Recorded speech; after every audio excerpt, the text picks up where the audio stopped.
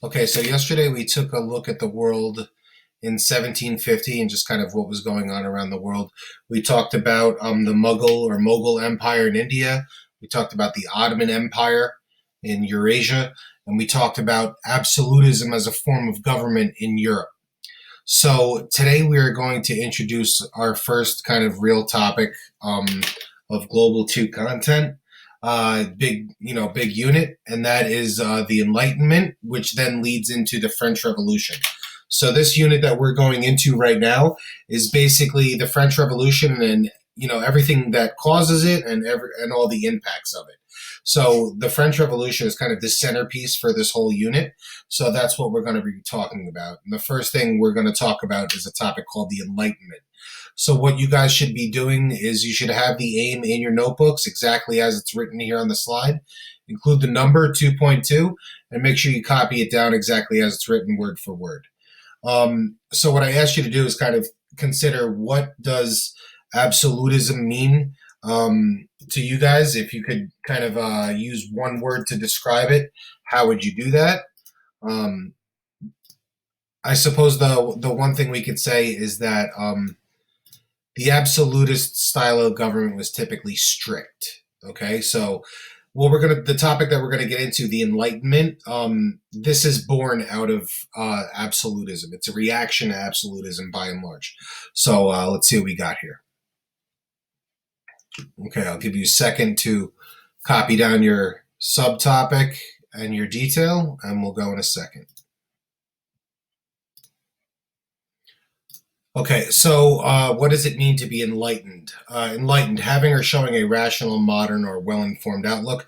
So the Enlightenment is a period of intellectual achievement in Europe. Um, it's going to start mostly in Paris and then spread throughout the rest of Europe. And this is going to be an emphasis on reason and individualism rather than tradition. Well, what does that mean? So I know we're kind of jumping. Global 2 is tough because I don't know what you guys learned in Global 1, right? So one of the major themes of kind of Global 1 is that the church is in charge. Basically, is the point that we get to, and any time anyone asks why are things done a certain way, or why is a certain thing true, the answer to that question in Global 1 is always because the church says so.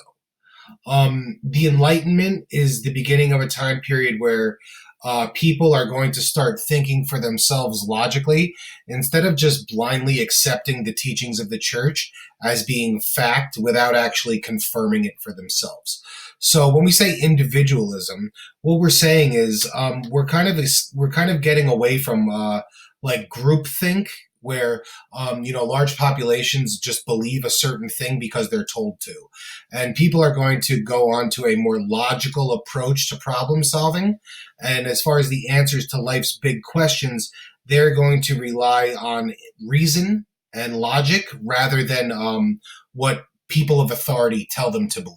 So that's a major hallmark of the Enlightenment. Okay, next.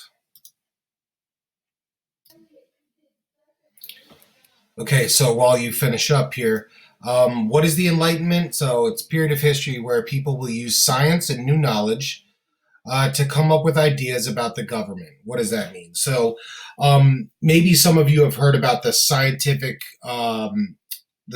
approach, or the scientific method. Basically, people during the Enlightenment are going to apply the scientific method to matters other than just science. So they're going to take the same kind of problem solving approach to society, to government, to civilization itself, as a general idea. So in the scientific method, we observe and experiment and record data and repeat and interpret that data. And the Enlightenment movement, that approach applied to government, will have big, profound kind of impact. So people will start to apply this scientific method, or at least that kind of approach to problem solving, to issues other than just science. And that's the important part. So this is going to become known as the Age of Reason. So we mentioned the Enlightenment is a reaction to the scientific revolution, and the application of that scientific method to society. And it's also a reaction to absolutism. So, some of the words you guys used were controlling and strict and hectic. Life under an absolutist government is a strict life. Well, the Enlightenment is going to challenge a lot of the things that were represented in absolutism. So, instead of just kind of blindly following the lead of one particular ruler, people are going to start questioning authority and thinking about the best types of government, and not just accepting what is told to them blindly, but applying that logic to matters of the world. Okay, I think this is the last slide here, so I'll give you a second. So some of the goals of the Enlightenment are, just in general, I think, to improve the way that people live. And it's also trying to get people to kind of think clearly and logically about things instead of, like we said, just kind of blindly following the commands of one person or one institution that's supposed to just say, the way things are. And then when people ask them why, they just said, because we said so. That's kind of going away. And people are going to start kind of really rebelling against that. And that's really what the Enlightenment is. It's kind of an intellectual revolution. So, people are starting to fight against the way that they've been conditioned to think throughout, the past. Up until now, it's always been the church is in charge and whatever they say goes. But that's all about to change. So, the Enlightenment thinkers are trying to answer big questions like, do people have natural rights? Meaning, are there certain rights that all people have regardless of the government that they live under?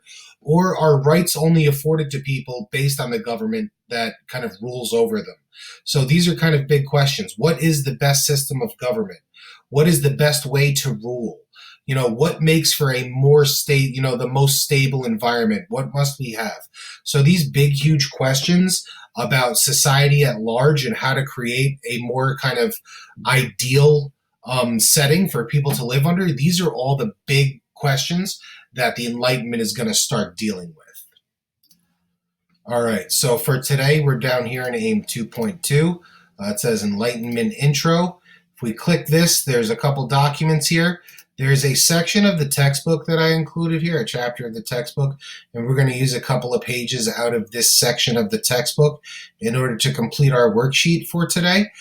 So basically what we're looking at is, just in case no one has looked at this before, we're going to kind of focus in on the scientific revolution. Teachers teach this topic with, sometimes it's in Global 1, sometimes it's in Global 2. So I always like to just kind of revisit the scientific revolution every time we get to the Enlightenment. Also because, seeing how they kind of change things in science and all the advances kind of lends to the discussion about how things improve and change throughout society. So the object of today is to kind of revisit the scientific revolution and just kind of brush up on what's going on there. So basically, simply put, you guys are going to use this document that's attached to the assignment to complete this worksheet here. So the expectation is that, I know that the question number